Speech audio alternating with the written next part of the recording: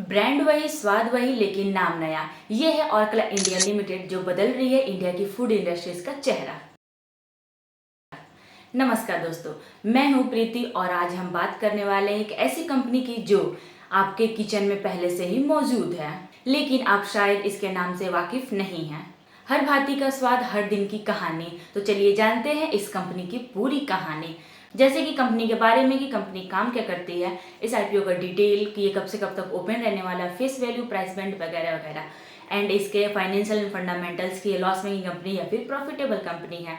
And इसके subscription भी जानेंगे क्योंकि ये आईपीओ ओपन हो चुका है आज, तो फर्स्ट डे सब्सक्रिप्शन भी जानेंगे। एंड इसकी जीएमपी कितने रुपये पर ट्रेड कर रही है, एज अ लिस्टिंग है हमें कितने % की प्रॉफिट हो सकती है, ये सारी चीज़ें आपको इस वीडियो में जानने को मिलेंगी। तो दोस्तों वीडियो में अंत तक बने रहिएगा और डिसीजन अपने रिस्क और अपने एनालिस्ट पर लीजिएगा। तो चलिए वीडियो को स्टार्ट करते हैं।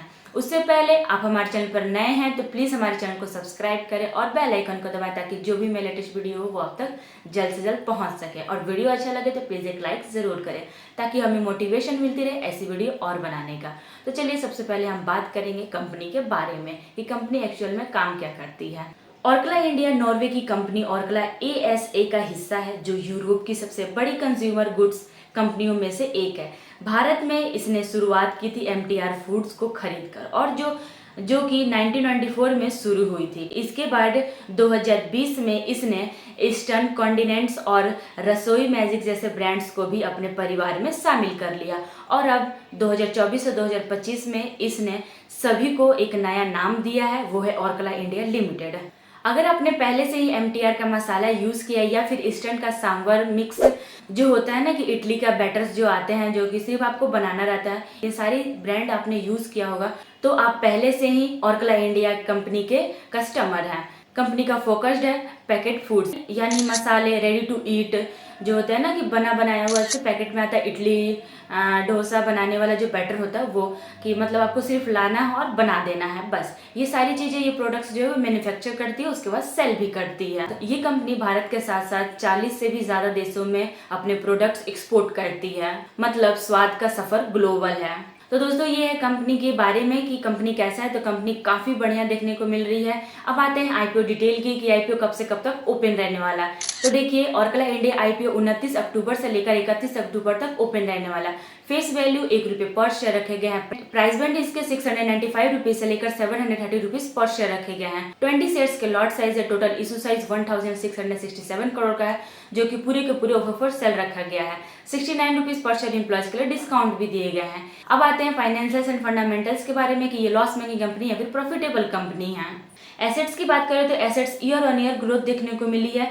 ज़्यादा ग्रोथ नहीं है बट अच्छी खासी ग्रोथ देखने को हमें मिले हैं। टोटल इनकम की बात करें यानी कि रिवेन्यू, तो रिवेन्यू में भी ईयर ऑन ईयर ग्रोथ देखने को मिली है, लगभग 1 से 2% की इंक्रीमेंट है। प्रॉफिट आफ्टर टैक्स की बात करें तो 2023 में 339 करोड़ का था प्रॉफिट, जो कि 2025 में मार्च तक का डेटा जो दिया गया वो 255 करोड़ का देखने को मिल रहा है, यानी कि कंपनी लॉस में देखने को मिल रही है। एबिडिटा की बात करें तो एबिडिटा भी ईयर ऑन ईयर बढ़े हैं। नेटवर्थ की बात करें तो नेटवर्थ भी ईयर ऑन ईयर बढ़े थे, लेकिन 2025 में घटे हैं। रिजर्व एंड सरप्लस की बात करें तो ये ईयर ऑन ईयर बढ़े थे, लेकिन फिर से 2025 में रिजर्व एंड सरप्लस भी घटे हैं। टोटल बोरोइंग ना के बराबर है। डेट टू इक्विटी 0 का निकल करके आता है, जो कि बिल्कुल ना के बराबर आता है। केपीआई वैल्यू की बात करें तो आरओसी 32.7% का, जो कि काफ़ी अच्छा है। आरओएनडब्ल्यू 13.8% का, ये भी ठीक है।